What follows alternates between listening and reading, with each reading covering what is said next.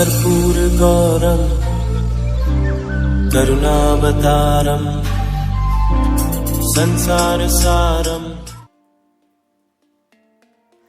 ओम शिवाय, जय माता दी। पुनः स्वागत है आप सभी का प्यारे प्यारे कन्या राशि के हमारे जातक 1 मई से लेकर 31 मई 2025 जो आपका जीवन है, ये किन किन शुभ परिवर्तनों को देखेगा।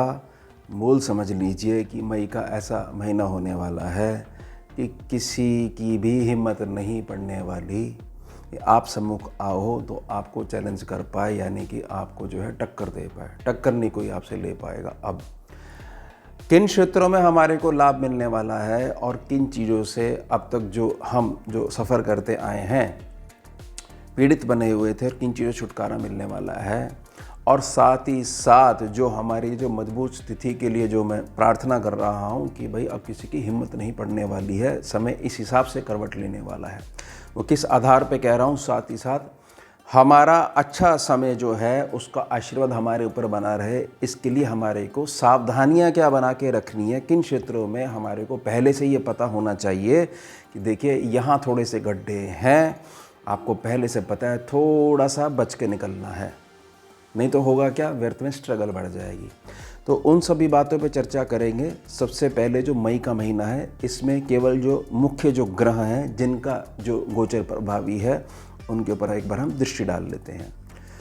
सूर्य बाबा जो है 15 मई तक जो है उच्च प्रभावी बने रहेंगे, क्योंकि मेष राशि पर रहेंगे।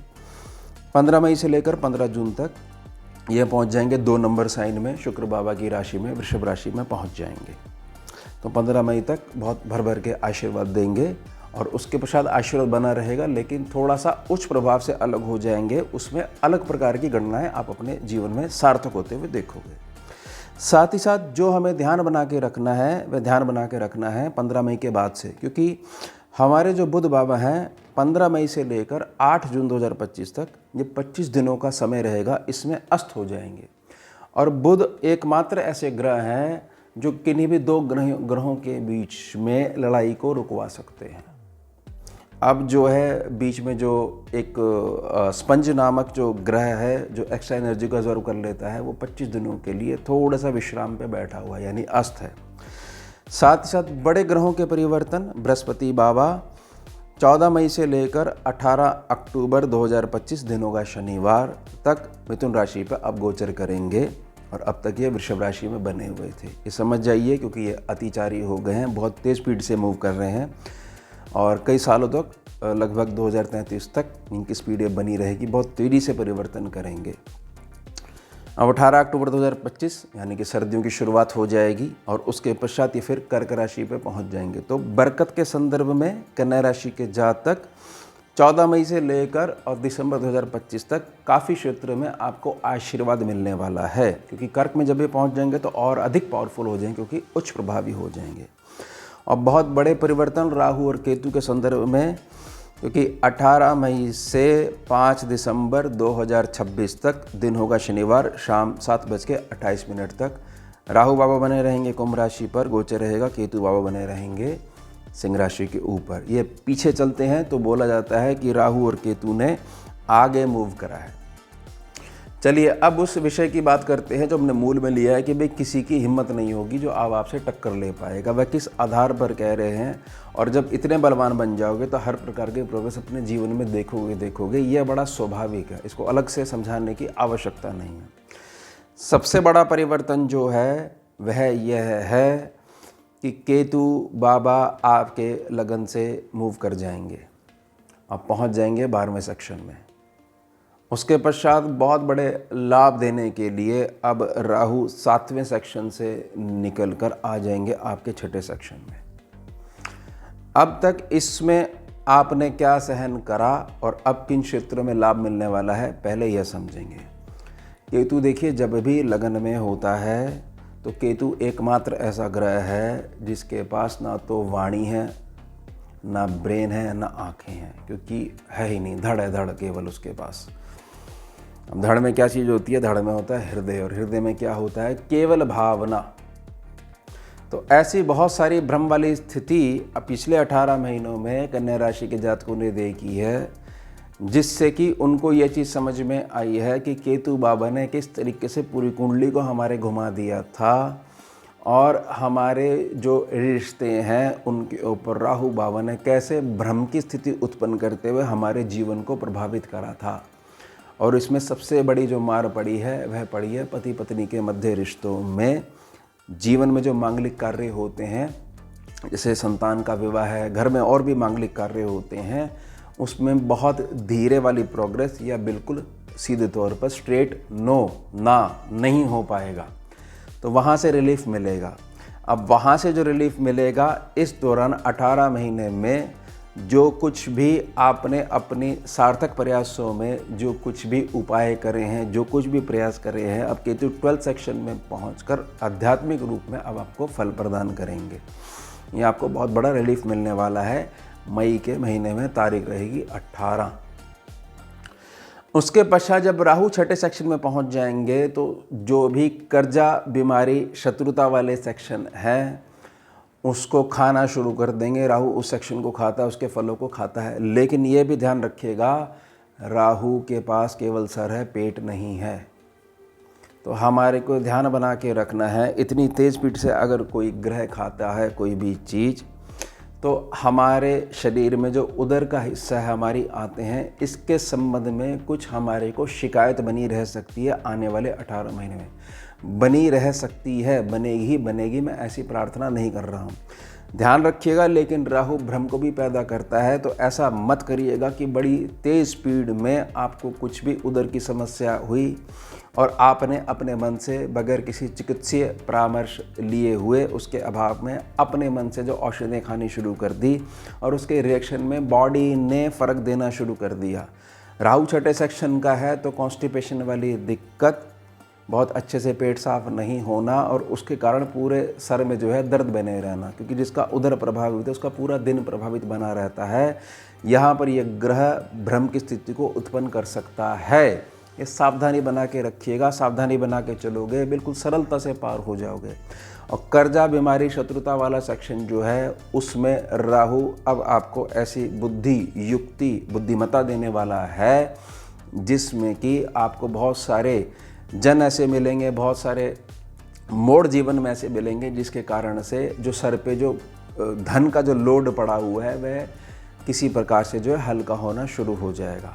लेकिन ये ध्यान बना के रखिएगा, क्योंकि बुध जो हैं वह अस्त हैं, ये पूरे महीने अस्त हैं। तो हमारे को ध्यान बना के रखना है कि व्यर्थ में हमारे को अब जिस तरीके से हम अपने पैसे की निवेश कर रहे हैं, पैसे को जिस प्रकार से खर्च कर रहे हैं, पैसे को जिस प्रकार से इन्वेस्ट कर रहे हैं, उसमें जब तक पूरी जांच नहीं हो जाती हम जो है साइन नहीं करेंगे या पैसा नहीं डालेंगे। क्योंकि ये बुध के अस्त होने के कारण ये थोड़ी सी बदमाशी दिखा सकता है, क्योंकि राहु एक मात्रा से ग्रह, इसमें ना प्रेशर बना के रखना पड़ता है। खुला छोड़ दोगे तो वही करेगा जो ये करता है, यानी उछल कूद और भ्रम की स्थिति पैदा करना, ये इसकी मूल प्रकृति है। अब समझिए जो सूर्य अष्टम भाव में है या उच्च प्रभावी हैं, 15 मई से जब ये आगे मूव करेंगे आपके भाग्य स्थान में पहुँच जाएंगे। भाग्य स्थान में पहुँच जाएंगे और भाग्य स्थान को थोड़ा सा जलाने का प्रयास भी करेंगे, जो कि इनकी मूल प्रकृति है। लेकिन सीधे तौर पे जो प्रकाश डालेंगे वो आपके तीसरे भाव पे डालेंगे, जहाँ पर 8 नंबर लिखा हुआ वृश्चिक राशि है, जो कि आपकी मूल प्रकृति का मेहनत का स्थान है। अब समझिए कि आपके 2 हाउस एक्टिवेट हो जाएंगे, एक आपका 3rd हाउस एक्टिवेट हो जाएगा, एक आपका 9th हाउस एक्टिवेट हो जाएगा। तो मूल ये रहेगा कि भाग्य, मेहनत, मेहनत, भाग्य, भाग्य, मेहनत, मेहनत, भाग्य।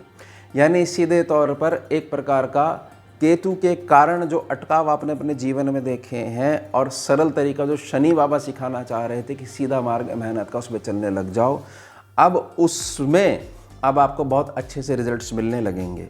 साथ ही साथ इस बात को बहुत अच्छे समझ लीजिएगा कि पूरे 1 महीने 15 मई से लेकर 15 जून तक भाग्य का आशीर्वाद बहुत अधिक मिलेगा। साथ ही साथ यहाँ पर सूर्य बाबा बैठे हुए, तो सावधानी बना के रखिएगा। नित्य कर्म में जो भी आपकी उपलब्धियां हैं वह ज़रूर और ज़रूर उसका जो श्रेय है अपने पिता को, अपने पितरों को और अपने पूर्वजों को ये ज़रूर दीजिएगा, क्योंकि जो कुछ आपका शरीर है वह आपके पिता के कारण ही है। किसी भी प्रकार का कोई ऐसी घटना हुई है जिसके कारण कुछ मतों में भेद आ गया है, तो उसको एक तरफ रखते हुए कि वह मेरे पिता हैं, वह मेरे पितर हैं, वह मेरे पूर्वज हैं, मैं उन्हीं का अंश हूँ। कोई बात नहीं, मेरे बड़े थे, तो अब मैं ये जो गांठें पड़ी हुई हैं मन के अंदर, इसको हटा देता हूँ। यह है सूर्य से बहुत अधिक आशीर्वाद प्राप्त करने का सरल तरीका। अपने भाव को चेंज कर लीजिए। इसलिए अब जो आपकी यात्राएं होंगी वहाँ पर सूर्य जो है इतना आपको चमक देगा, हर जगह आपकी पूछ होने वाली है। साथ ही साथ थोड़ी सावधानी छोटे भाई बहनों के संदर्भ में भी बनाकर रखिएगा। एक पिता की तरह आपको, जैसे बड़े भाइयों बड़ी बहनों आप, तो पालना करनी है अपने छोटों की। उनकी छोटी छोटी बातों को हृदय पे नहीं लगाना है। ध्यान बना के रखिएगा, इससे केवल उपलब्धि देखोगे और इतने अधिक मजबूत सूर्य कर देंगे किसी की हिम्मत नहीं पड़ेगी आपके सम्मुख आ पाए। साथ ही साथ एक बड़ा रिलीफ और एक बड़ा परिवर्तन भी मिलेगा, क्योंकि देखिए गुरु जब तक 9 सेक्शन पे बैठे हुए हैं ना, तो गुरु का भार है, तो गुरु इस सेक्शन को थोड़ा सा दबाते भी हैं। समझे आप मेरी बात को? तो अब ये गुरु जो है 10th सेक्शन में पहुंच जाएंगे। 10th सेक्शन में पहुंचने पर आपके रुके हुए कार्य हैं, इनके द्वारा आपके घर में, आपके जोड़े हुए धन में, और साथ ही साथ किसी प्रकार से कर्जे वाला जो सेक्शन चल रहा है जिसको राहु काटने का प्रयास करेंगे और बदमाशी जो करते हैं, तो वहाँ पर भी ये दृष्टि डालेंगे 10th सेक्शन पे बैठकर। यानी 5वीं दृष्टि पहुँचेगी आपके धन स्थान पर, 7वीं दृष्टि पहुँचेगी आपके सुख स्थान पर बृहस्पति की मंगलकारी दृष्टि, और 9वीं दृष्टि पहुँचेगी आपके कर्जा बीमारी शत्रुता वाले सेक्शन पे।